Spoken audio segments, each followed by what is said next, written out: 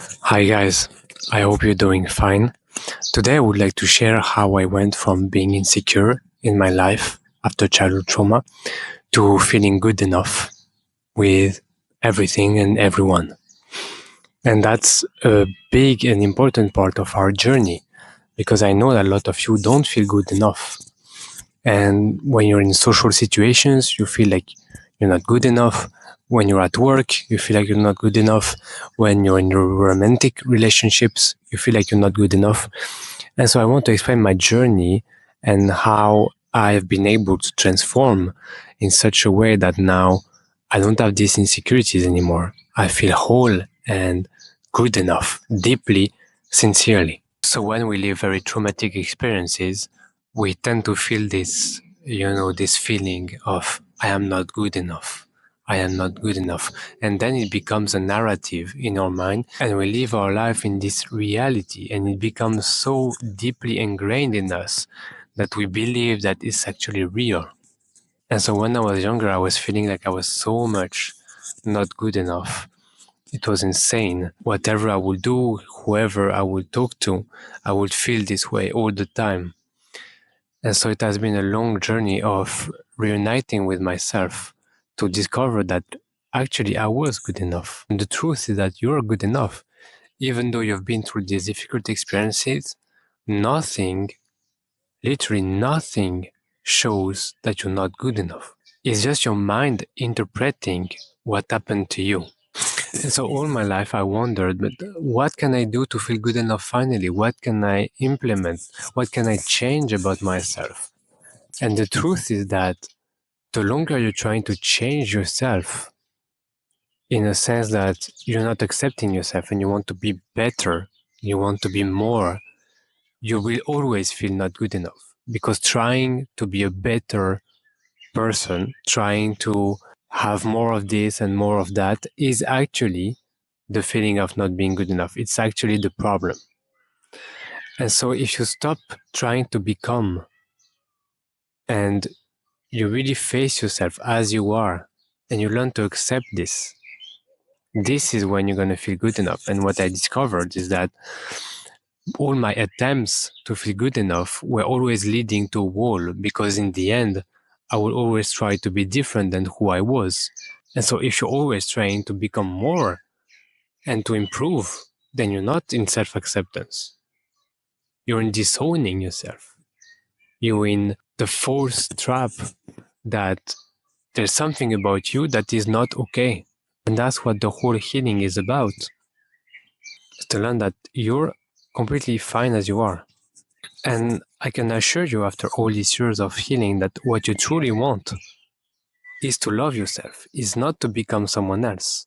So yeah, in the end, it's really about ending the quests of being more, ending the quests of becoming, stopping this pattern of always trying to put yourself in the better place than where you are.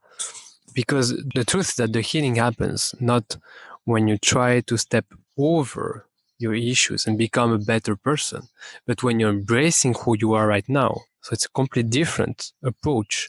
Now, I'm not saying we shouldn't strive for being a more compassionate human or more loving human. I'm just saying, as a person, your identity is okay. You just believe that you need to do something more to finally become good enough, that you need to embody something different to finally feel good enough. But it's the reverse. You need to embody yourself to finally feel good enough.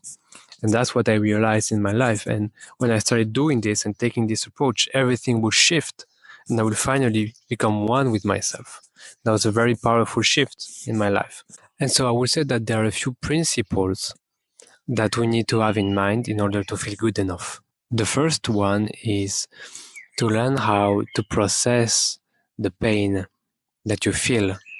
Because the reason why you don't feel good enough, and it was the case for me, is because there are so many parts of you that are not seen. And they are not seen because you didn't process the emotional pain. And by processing this, which means by crying out, by expressing your anger, by getting in touch with your fear, you will discover parts of you that were suppressed and forgotten. And by doing this, because only by going through the pain you will discover who you are. So it's not about thinking about how you can be a different person. It's about feeling into the pain. It's about going there in your body and meeting the pain with self-compassion and kindness, so that you can discover what parts of you are hidden in this pain. And when you will see these parts of you, you will naturally see that, oh my God, I've been actually rejecting myself the whole time. I've been actually suppressing who I was. And when you discover that by crying out the pain, it's actually fine. Like, it's okay to be who you are. You were just hurt, that's all. Then you will feel good enough. The second principle that has helped me a lot is when I realized that I didn't have to compare myself to others. It didn't make any sense. Why? Because we all have different personalities. We all have different lives. We all have different upbringings. We all have different family. We all have different friends. We all have different dreams. We all have different cognitive processes. We all have different way to look at the world. We all have different passions and things we're interested by. And so everyone is so absolutely different. And everyone is so unique that comparing ourselves to others doesn't make any sense. And when I realized this, it was very relieving, because I was like, oh my God, but doing this makes no sense. We are not here to be like the others. We are here to express ourselves fully as we are. We are here to live a life of true authenticity.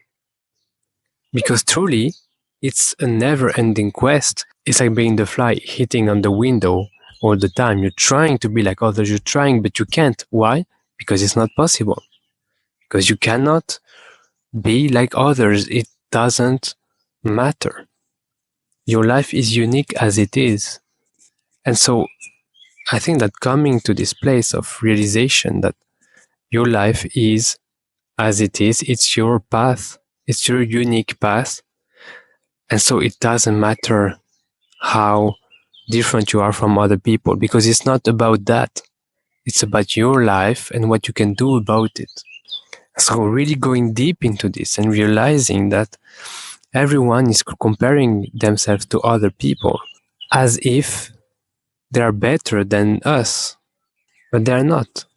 They are the same as you, and it's so easy to fall in the trap and thinking that other people are not as insecure as you and they don't have the same problems. Maybe not, because you have childhood trauma for sure, but I can assure you that most people have a lot of problems and insecurities, and it's very common, but they're very good at hiding. And maybe they're better than you at hiding. And that way you will feel good enough, because if there is no comparison, then there's no reason to not be good enough. Because often when we feel that we're not good enough, is always compared to something. I am not good enough for this person. I am not good enough for this thing that I want to do. I am not good enough to live my life, etc. Whatever it comes to in your mind. But if you stop this mechanism of comparison, then there's no reference for your mind to compare yourself to. And so you cannot be not good enough. And that makes me come to my next principle, which is always ask yourself, in relationship to what? So for example, you don't feel good enough for who? For what?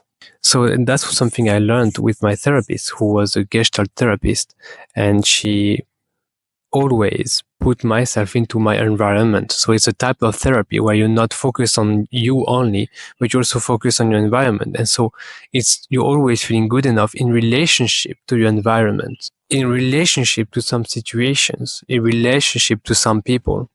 So identify this and try to debunk yourself around this. You know, these questions are really powerful, because often you don't feel good enough because you integrated subconsciously that there is something about you that is not good enough in relationship with someone or in relationship with a specific thing. For example, for some people, it will be, I'm not good enough to speak my words, or I am not good enough for my parents, whatever. And when it comes to childhood sexual trauma, well, during the trauma, it will be so intense and traumatic that you will not feel good enough for relationships. Generally speaking, you will not feel good enough for connection with others.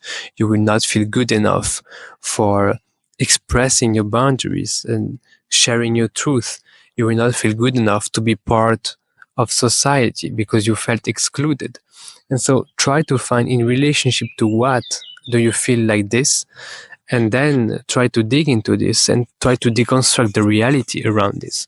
So for example, if you take, I don't feel good enough in my relationships because I don't feel like I am lovable enough. So then you dig into it. What makes me feel like I am not lovable enough? Where do I feel it in my body? When was the first time I felt this way? How can I embrace this feeling?